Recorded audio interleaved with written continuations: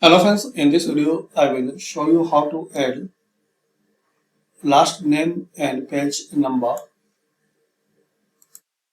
in Microsoft Word document. So basic method is to apply this setting. Click on Insert,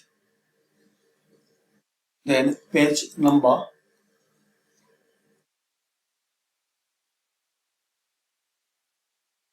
and here select this plain number 3.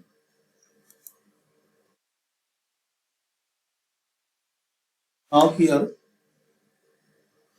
type any name.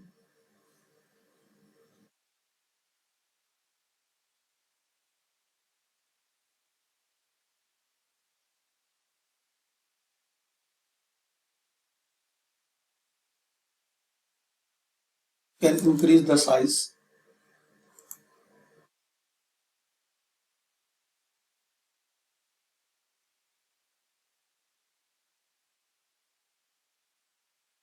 Click anywhere now. This way.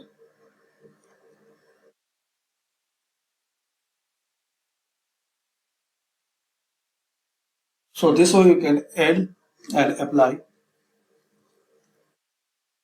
in all your document.